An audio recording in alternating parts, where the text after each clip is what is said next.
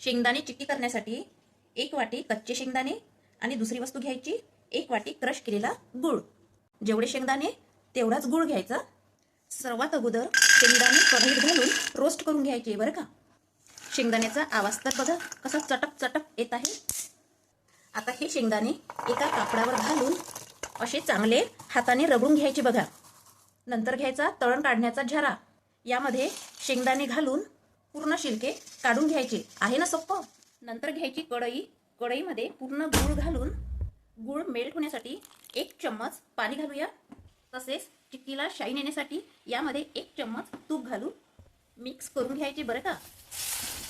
आता घ्यायचा एक चॉपिंग बोर्ड. यावर बटर पेपर ठेवायचा आणि तुपाने ग्रीस करून घ्यायचा. तुमच्याकडे बटर पेपर नसेल तर ताटाला तूप लावून ग्रीस केले तरी चालेल. बघा आता जायचं गुळाकडे. आता गुळ चेक करून घेऊ.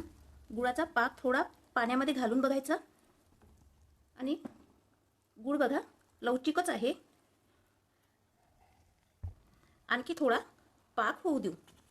गुळाला बघा किती मस्त बबल्स आलेले आहे आणि गुळाचा कलरही छान चेंज झालेला आहे. आता यामध्ये घालायचा 1 चम्मच बेकिंग सोडा. बेकिंग सोडा घातल्याने चिक्की छान कुरकुरीत होते. तुमच्याकडे बेकिंग सोडा नसेल तर स्किप करा. पुन्हा चाचणी पाण्यामध्ये चेक करून घेऊ. बघा आपली चाचणी झालेली आहे. चाचणीचा बघा असा कडकड आवाज येतो आहे. नंतर यामध्ये घालायचे शेंगदाणे. फटाफट मिक्स करून घ्यायचे. आता मिश्रण घालायचं चॉपिंग बोर्डवर. आता हे पातळ फैलून घ्यायचं आणि बेलण्याला तूप लावून चिक्की पातळ करून घ्यायची बरं का.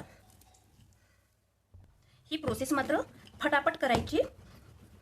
आता चाकूला तूप लावून हलका मार्क करून घ्यायचा. ठीक आहे. तुम्हाला मी महत्त्वाची टिप सांगते. चिक्की गरम असतानाच हलका मार्क करून घ्यायचा. नंतर कडक आल्यावर मार्क पडणार नाही. आता ही चिक्की अर्धा तास थंड होऊ देऊ. आता चिक्की उलटी करू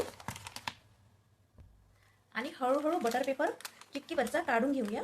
आता चिक्की हातात घेऊन चिक्कीचे पीसेस करून घेऊया. बघा किती मस्त पीसेस निघत आहे आपले. आणि आवाज तर बघा